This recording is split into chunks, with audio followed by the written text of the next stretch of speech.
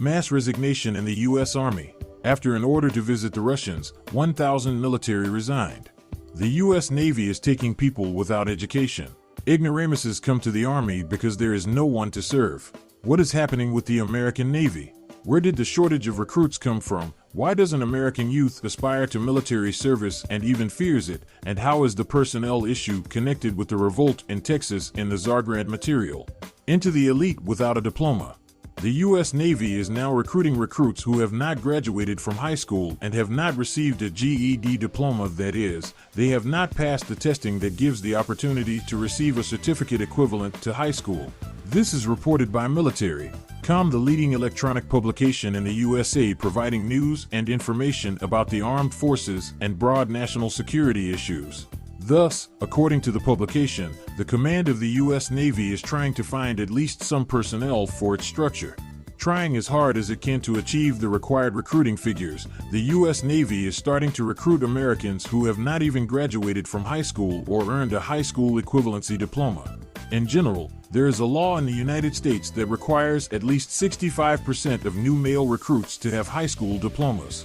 It was adopted on the basis of statistics. Losses during the first term of service of recruits with secondary education are twice lower than in other groups.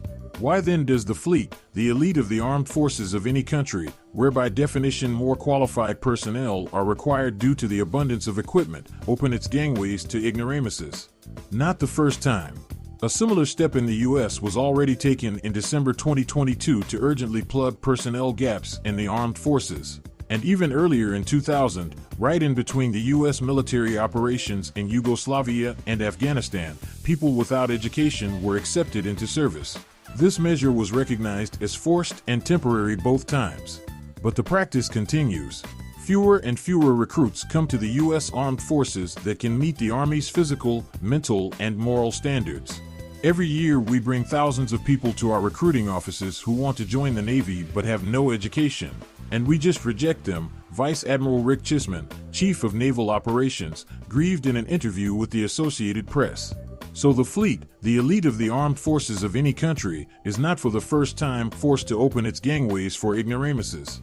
And now, according to the requirements for 2024, if the recruits score 30 or even less out of 100 points, they will be accepted into service without a diploma. The reasons for the personnel shortage. According to the Military.com author, the pandemic has seriously affected the quality of recruit selection. During the heyday of the COVID-19 virus, recruiting offices were closed. Many public events and job fairs, which traditionally hosted recruiting of young men and women for the service, were canceled. In addition, today the military has to compete with highly paid civilian enterprises for educated personnel in the limited labor market, because companies have begun to offer special types of benefits that overlap the benefits of Army and Navy service. For example, college funding.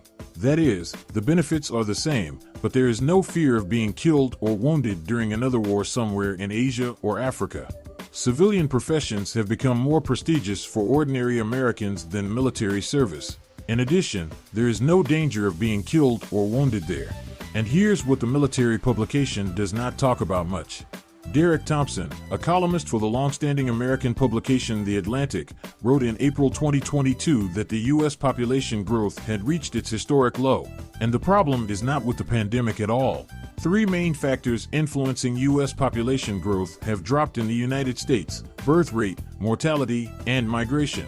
Americans no longer want to have many children, as it is expensive and there is no state support, writes Derrek Thomson. Mortality is increasing due to drugs, violence, and disease. Migration is declining as U.S. politicians have become hostile to immigrants. Do you think Biden is in conflict with the governor of Texas out of his own whim? No. The U.S. urgently needs population and labor. Mexicans will do for this.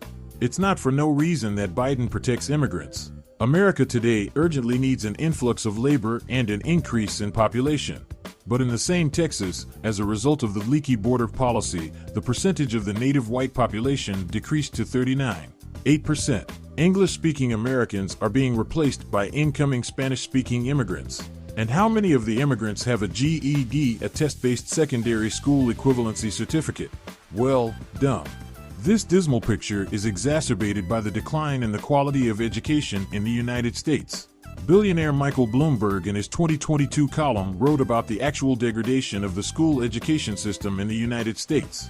The level of knowledge of graduates is falling rapidly, and many colleges and universities, instead of setting the bar, refuse to accept the results of standardized SAT and ACT tests. The first checks logical thinking and analytical abilities more, the second the quality of mastering the school curriculum. That is, universities descend to the level of students. The level of knowledge of American graduates both in schools and universities is falling catastrophically. As a result, less than a quarter of students, 22%, reached the control indicators in 4 subject areas: mathematics, English, reading, and natural science. And 42% did not reach the control scores in any of these subjects. Fight against Russia? No thanks. There is one more important factor that influenced the emergence of a personnel gap in the neat ranks of the American military. The American military electronic resource also does not dwell on it. The increased tension around Russia from NATO forces, increased intensity of exercises and reconnaissance operations makes the military very nervous. For some it adds adrenaline, and for others gray hair. According to political scientist Gavord Mirzoyan, citing his sources, just in the first half of 2023, more than 1,000 U.S. Navy representatives resigned due to Russia's unacceptably tough actions. Now, after receiving orders for forced visits to our shores, naval sailors are massively writing resignation reports, says Gavord Mirzoyan. Shortage everywhere. That is, the need for personnel is growing, and the base is shrinking. In 2023, the U.S. Navy, Army, and Air Force failed to meet their personnel recruitment goals. Only the Marine Corps and the tiny Space Force met their contractual service recruiting goals. The Army was 15,000 people short of the plan. The plan for the Navy was 37,700 people, but only 31,834 people joined the service. In 2023, neither the Army nor the naval forces in the United States were able to reach their personnel recruitment goals. And in 2024, according to Chisman, the Navy's recruiting plan is even higher, 40,600.